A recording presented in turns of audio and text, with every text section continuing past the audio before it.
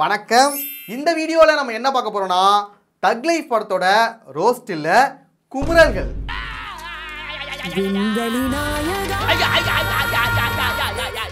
அதுக்காக தான் நான் அழுதுகிட்டு இருக்கேன். வாடா வாடா நீ போடா போடா. அந்த படம் பார்த்துட்டு என் மனசுல இருந்த அந்த குமுறல்களை தான் உங்ககிட்ட நான் ஷேர் பண்ண போறேன். தக் லைஃப் பெயர் காரணம். தக்குனா என்ன? தக்னா சல்லி பையன். இந்த படத்துல இருக்கிற பூரா பையனும் சல்லி பயலுக்கு தான். இவனுங்களோட லைஃபை காமிக்கிறதுனால இந்த படத்துக்கு தக் லைஃப்னு பேர் வச்சிருக்காங்க.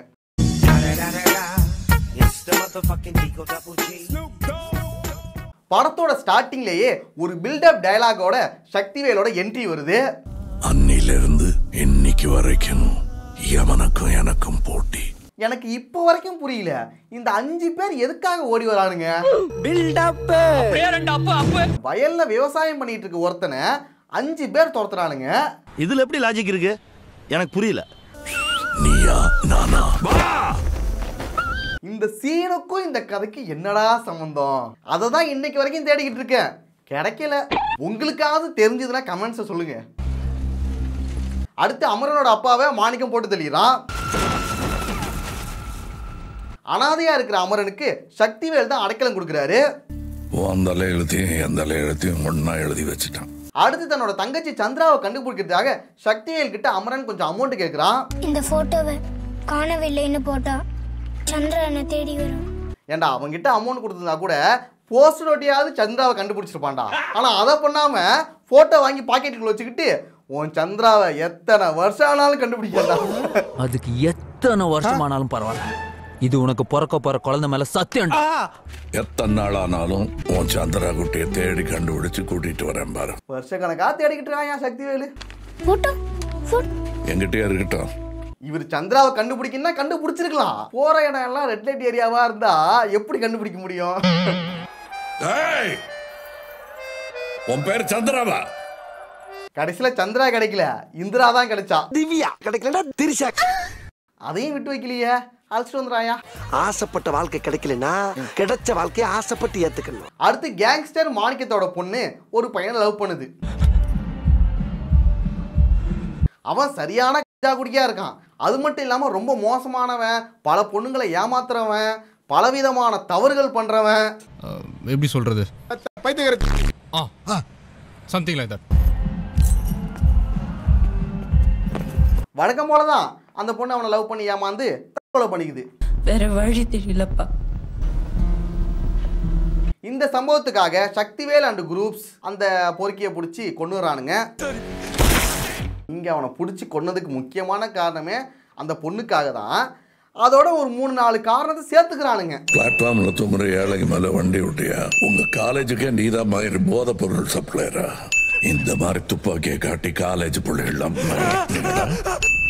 எங்க வீட்டு புள்ள மேல கை வச்சாடா? ஏண்டா நீங்க அவனை இவ்வளோ ரிஸ்க் எடுத்து பிடிச்சதுக்கான காரணமே அந்த பொண்ணுக்காக தான். அதோட சேர்த்து இந்த காரணங்கள்லாம் சேர்க்குறாங்களாம். இல்லை நாங்கள் அதுக்காக மட்டும் இல்லை, அவன் நிறைய தப்பு பண்ணியிருக்கான், அதுக்காக தான் நாங்கள் கொல்ல போகிறோம். ரொம்ப நியாயமாக இருக்காராம். அவ்வளோ நியாயமாக இருக்கிற நீ அம்மனோட அப்பாவை மாணிக்கம் கொன்னதுக்கு நீ மாணிக்கத்தை கொண்டு இருக்கணும்ல. தப்பா நினைச்ச கூடாது. என்னடா நான் ஒருமையில உங்களுக்கு மட்டும் இதுவா பேசுறேன்னு, ஆனா நீங்களும் நல்லா கிடையாது. ஊருக்கு தான் நாங்கள் நியாயமாக இருக்கிற மாதிரி நடிப்போம், சொந்தத்துக்குள்ள நாங்கள் பண்ண மாட்டோம்.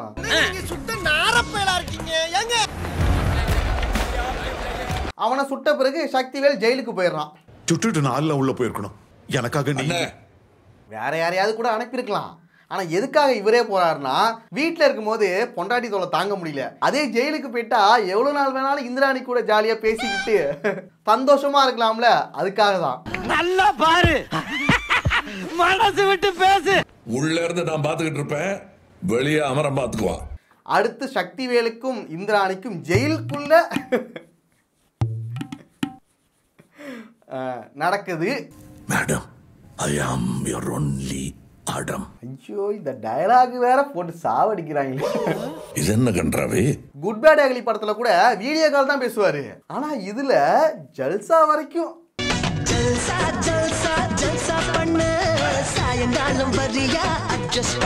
இதுக்காக மட்டும்தான் ஜெயிலுக்குள்ள அடம் பிடிச்சு வந்தாரு.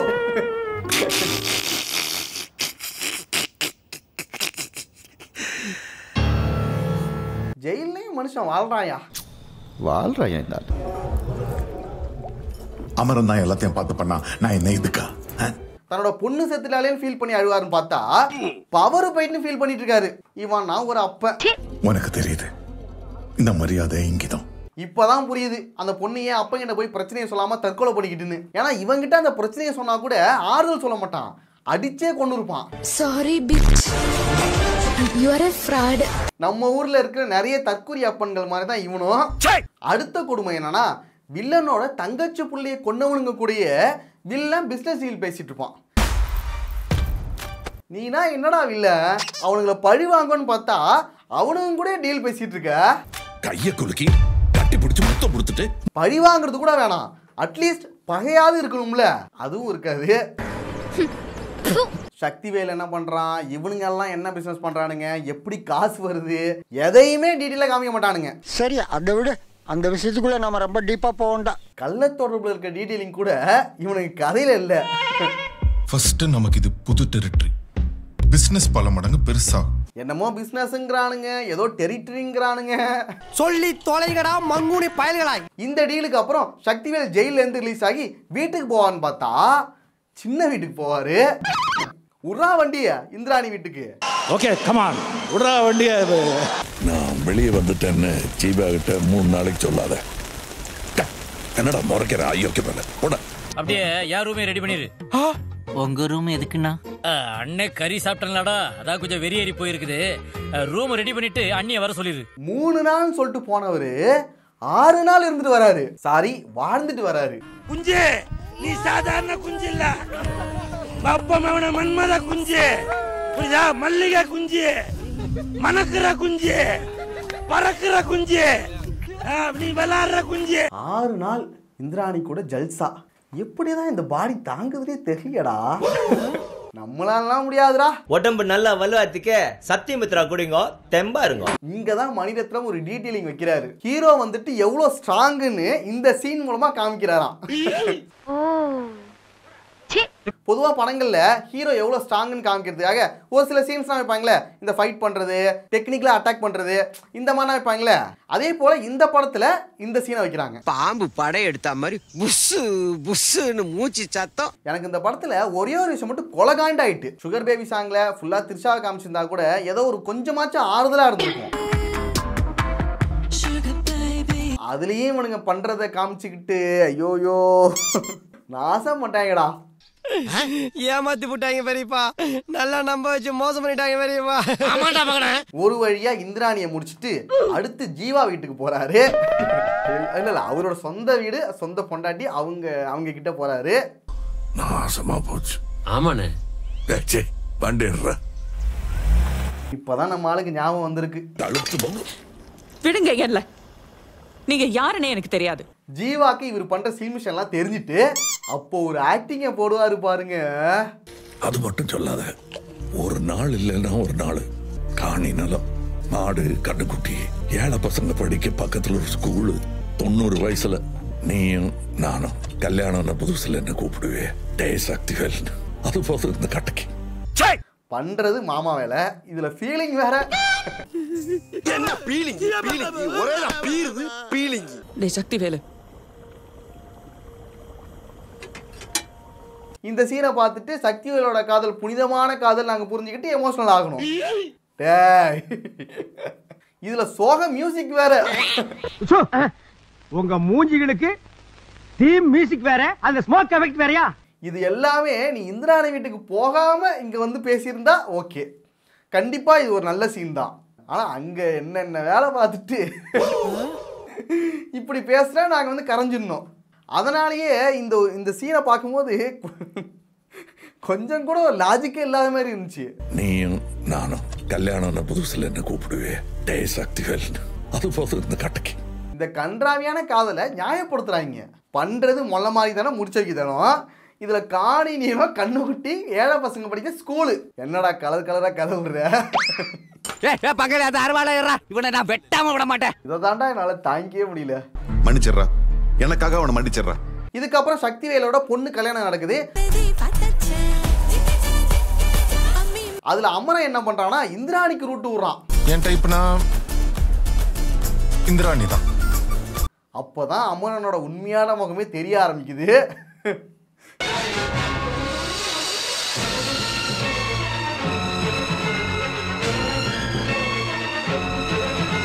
ஏண்டா தம்பி மாதிரி புள்ள மாதிரின்னு சொல்லிட்டு இங்க இந்த மாதிரி பண்றியடா. தம்பி மாதிரின்னு சொன்னீங்க, தம்பி செய்யற காரியமா இது? இதெல்லாம் முடிஞ்ச பிறகு மாணிக்க வந்துட்டு ஒரு கலகம் போடுறான். உங்க அப்பாவை யாரு சுட்டு கொண்டாங்கன்னு தெரியுமா உனக்கு? உன் அப்பனை கொன்னதே சக்திவேல் தான் அமரங்கிட்ட சொல்லிடுறான்.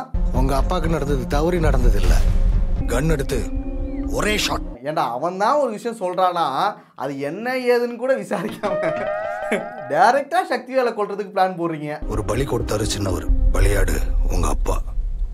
அமரன் வந்துட்டு தன்னை சின்ன வயசுல இருந்து தூக்கி வளர்த்த சக்திவேல் கிட்ட இதை பத்தி கேட்டிருக்கலாம். ஆனா ஏன் கேட்கலனா அதுக்கு வேற காரணம் இருக்கு. காரணம் நான் சொல்லவா? அப்புறம் இவனுங்க எல்லாம் சேர்ந்து சக்திவேலை கொல்ல பிளான் பண்ணி ஒரு இடத்துல வச்சு ஷூட் பண்ணி தள்ளி விட்டுறானுங்க.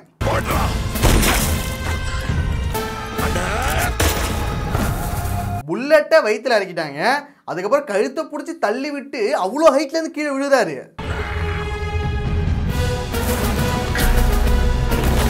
அந்த மரத்தில் அடிச்சு இடிச்சு அவ்வளோ ஹைட்ல இருந்து கீழே விழுறாரு. இந்நேரத்துக்கு அவர் செத்து இருக்கணும், ஆனா சாக மாட்டாரு. அதுக்கப்புறம் தான் விவேகம் படம் ஆரம்பிக்குது. தலை விடுதலை விழிகளில் பாரடா, பகை சிதறிட கதறிட போரடா. தலை விடுதலை விழிகளில் பாரடா, பகை சிதறிட கதறிட போரடா. இதெல்லாம் பார்க்கும்போது விவேகம் படம் இவ்வளோ பரவாயில்ல போல. இந்த கேப்ல சொன்னதா உண்டு, இப்ப சொன்னதா கரெக்டா இருக்கும்.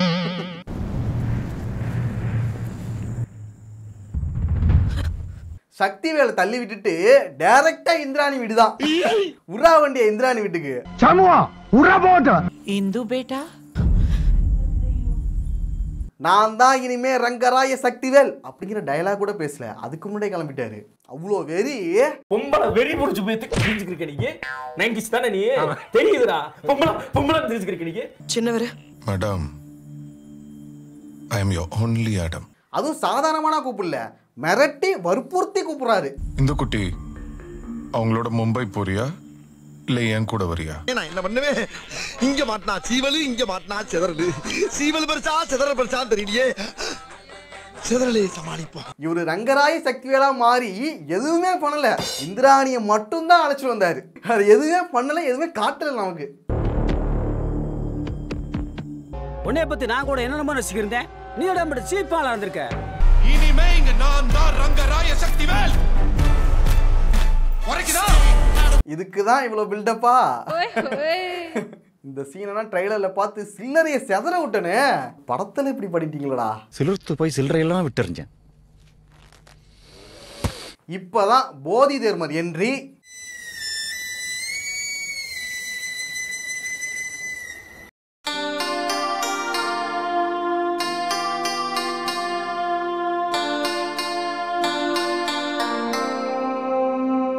என் பேரு ரங்கராய சக்திவேல் நாயக்கன். இவர் போதி தர்மர் கிட்ட பல தற்காப்பு கலைகளை கத்துக்கிட்டு மறுபடியும் பழி வாங்கறதுக்காக வராரு. நேபாள புத்த சாமியாருங்க என் உயிரை காப்பாத்தி என்னையே எனக்கு திருப்பி கொடுத்தாங்க. ஆனா இந்த படத்துல யாரு செத்தாலும் யாரு உயிரோட வந்தாலும் எந்த ஒரு கவலையோ சந்தோஷமோ எதுவுமே இருக்காது நமக்கு. இந்த படத்தோட மெயின் கேரக்டரா இருக்க சக்திவேல் செத்தா கூட நம்மளுக்கு கவலையே இருக்காது. சக்திவேலை சுட்டு தள்ளி விடும் போது கூட ஐயோ இப்படி தள்ளி விடுறாங்களே, துரோகம் பண்ணிட்டாங்களே, முதுகுல குத்திட்டாங்களா அப்படின்னு எதுவுமே தோணாது நமக்கு. செத்தா செத்துட்டு போடா, செத்து தொலைங்கடா, கையில கால்ல கிடைக்கிறது அத்துக்கிட்டு செத்து தொலைங்கடா, சீக்கிரமா பரலோகத்துக்கு டிக்கெட் வாங்கிட்டு போங்கடா. செத்துட்டு மறுபடியும் வந்தாதான் நமக்கு கவலையா இருக்கு. ஐயோ வரானே, இன்னும் சாவலையாடா நீ. இந்திராணி சாகும்போது நமக்கு ஃபீலிங்ஸ் இருக்காது, ஜீவாக்கு மண்டையில் அடிபட்டு எல்லாம் மறந்து போயிடும், அதை பார்க்கும்போது ஃபீலிங்ஸ் இருக்காது. ஸ்டார்டிங்கில் ஒரு பொண்ணு தற்கொலை பண்ணி சாவும், அதை பார்த்தும் ஒன்றும் தோணாது. அழு, ஃபீல் பண்ணி அழு. அடுத்து மாணிக்கம் அப்புறம் அந்த வில்லனுங்க எல்லாரையும் தேடி தேடி சக்திவேல் கொல்லுவார். அதை பார்க்கும் போதும் துரோகம் பண்ணவனுங்களுக்கு இப்படி தாண்டா பண்ணணும், இவனெல்லாம் இப்படி தாண்டா கொல்லணும், இவனுக்குலாம் இந்த மாதிரி தாண்டா சாவு வரணும், அதுமாரி கூட நமக்கு தோணாதுடா. கடைசியில் அமரனை போட்டு சொல்லுவாங்க, அதில் கூட அமரன் செத்துட்டானுங்கிற ஃபீலிங்ஸ் இருக்காது. எஸ்டிஆரை கொண்டுட்டீங்களடா, பாவண்டா அந்த மனுஷன் என்னடா தப்பு பண்ணாரு. ப்ரோ கமலை கொண்டுகிட்டே இருக்காங்க, சாக மாட்டாரு, கடைசியில் சிம்புவை கொண்டு விட்டாங்க, அதே மனசு வலிக்குது. இந்த படம் நடிச்சது ஒரு தப்பாடா. இனிமே நான் என்ன பண்றேன்னு மட்டும் பாருங்கன்னு டயலாக்னா பேசினாரடா. கம்பேக்னா கொடுக்க போறேன்னு சொல்லிக்கிட்டு இருந்தாரு. அவரை போயிட்டு இந்த படத்துல கொண்டு வச்சிட்டீங்களடா. பேசியே சிலுக்க வச்சிங்களடா. சரி போட்டோம். அப்படிங்கிற மாதிரி ஒரு மனக்குமுறலும் அழுகையும் தான் வருமே தவிர அந்த கேரக்டர் செத்ததுக்கான ஒரு ஃபீலிங்ஸே இருக்காது. அதனால தான் அந்த சீன் அப்போ நானே கொஞ்சம் லைட்டாக அழுதுட்டேன். கொல்லும் போது ஒரு மியூசிக் வரும் பாருங்க.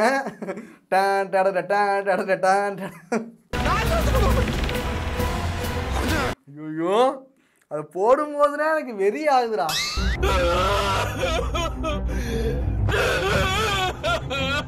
அடுத்து சக்திவேல் ஜீவாவை சந்திக்கிற ஒரு சீன். இது ஏன் ரொம்ப ஜூம்ல எடுத்திருக்காங்கன்னு தெரியல.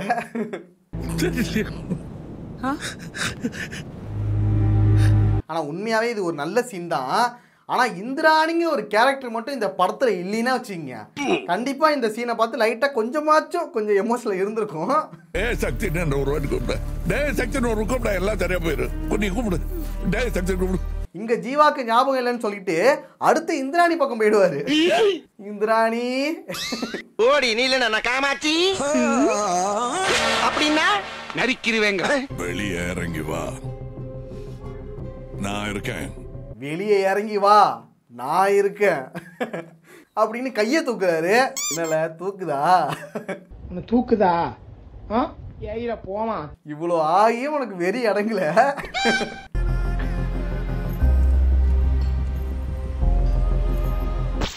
அடுத்து திரிஷாவும் சிம்புவும் பேசுற ஒரு சீன். நீ எனக்கு சொந்தம். கூட்டிட்டு வந்து தனியா ஊருக்கு வெளியில வச்சிரு. அவர் என் சந்திராவை கூட்டிட்டு வரேன்னு போனாரு. யாருக்கும் தெரியாம ஒரு தங்க. ஆனா அதுக்கு பதிலா ஒன்ன கூட்டிட்டு வந்தாரு எனக்கு. அப்புறம் நீ வந்த. தங்கச்சிக்கு பதிலா தானே கூட்டிட்டு வந்தாரு. நீயும் தங்கச்சியா தானே பாத்துருக்கணும். மிரட்டி கூட வச்சிட்டு இருக்க நீ. எனக்காக கூட்டிட்டு வந்த ஒன்ன அவர் ஒளிச்சு வச்சுக்கிட்டாரு. நான் உன்னை கடத்தல, அவர் தான் என் கிட்ட இருந்து ஒன்ன கடத்திட்டாரு. இந்த சீனை பார்க்கும்போது இது என்ன கருமங்கிறது எனக்கு புரியல. சுத்தமா லாஜிக்குமே இருக்காது. என்ன கல்றாவிடா இதெல்லாம். நீயே இந்திராணியை மிரட்டி நீ ரெட் லைட் ஏரியாவுக்கு போறியா இல்ல என் கூட வரியா, the choice is yours அப்படின்னு மிரட்டி வற்புறுத்தி தான் அழைச்சிட்டு வந்திருக்க. இதுல அந்த பொண்ணுகிட்ட நீ காதல் வேற எதிர்பார்க்கிற.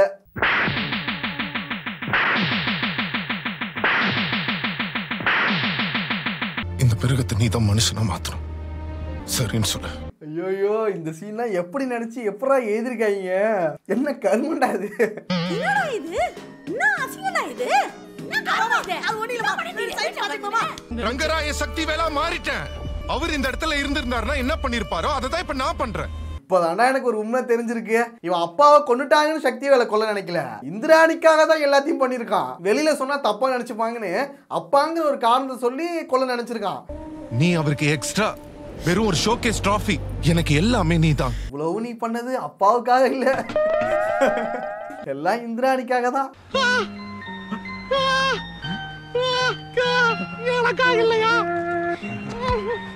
எஸ்டிஆர் கேரக்டரையும் நாசம் பண்ணிட்டாங்க, திரிஷா கேரக்டரையும் நாசம் பண்ணிட்டாங்கடா. இப்ப என்ன? இப்ப என்ன? இப்ப என்ன? இப்ப என்ன? ஒண்ணும் இல்ல.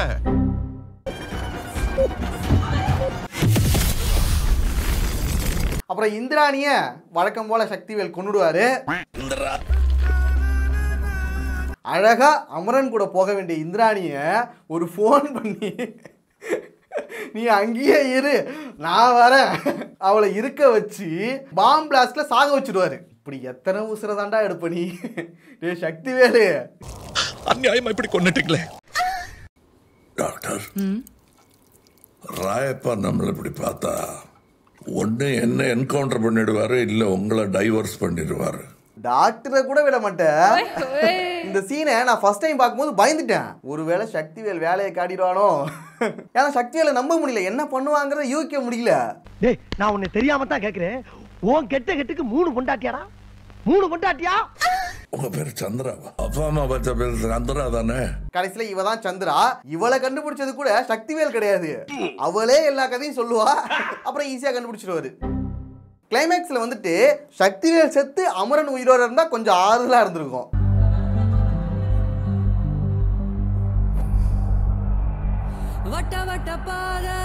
ஆனா இந்த சீன் பார்க்கும்போது அமரன் செத்ததும் சக்திவேலும் செத்துட்டான் போல. செத்துட்டான்டா அப்படின்னு நினைச்சேன். கண்ணை தான் மூடி இருக்கான், சாகல.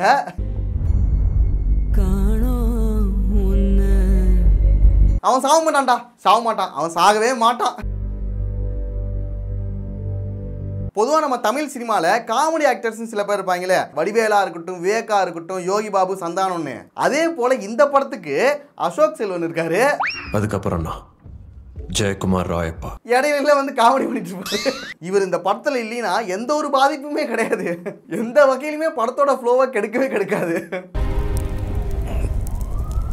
இவன் வேற வந்து டார்ச்சர் பண்ணிக்கிட்டே இருக்காயா. டேய், இவன் வேற என்னை ரொம்ப டார்ச்சர் பண்றான்டா. விண்வெளி நாயகா கடைசியா ஒரு தக் லைஃப் பண்ணிட்டாங்க. ஏண்டா விவசாயத்துக்கு விண்வெளி நாயகனுக்கு என்னடா சம்பந்தம்? இதுக்கு வந்து விவசாயம் ரிலேட்டடா ஏதாவது சாங் போட்டா கூட கரெக்டா இருக்கும். விவசாயி கடைசியில என்னமோ பண்ணி வச்சிருக்காங்க. விண்வெளி நாயகா. ஐயோ என்னத்தையும் போட்டாண்டி, ஓடியாந்துரு. ஆனா இந்த படத்துல ஸ்டோரி, ஸ்கிரீன் பிளே இதை தவிர மற்ற எல்லாமே டாப் நாட்ச்ல இருந்துச்சு. சினிமோட்டோகிராஃபியா இருக்கட்டும், செட் ஒர்க்கா இருக்கட்டும், மியூசிக்கா இருக்கட்டும், ஆக்ஷன் சீன்ஸா இருக்கட்டும், விஎஃப்எக்ஸா இருக்கட்டும், எல்லாமே தரமா இருந்துச்சு. கடைசியில கதையில கோட்டை விட்டுட்டாங்க. இலை முழுக்க தடபுடலா விருந்து வைப்பான், மூலையில கொஞ்சம் பீய தடவி விட்டுருவான். இந்த படம் பார்த்து முடிச்சுட்டு ரொம்ப நாளா என் மனசுக்குள்ள இருந்த அந்த குமுறல்களை உங்ககிட்ட ஷேர் பண்ணிட்டேன். நெக்ஸ்ட் ஒரு வீடியோல பார்க்கலாம்.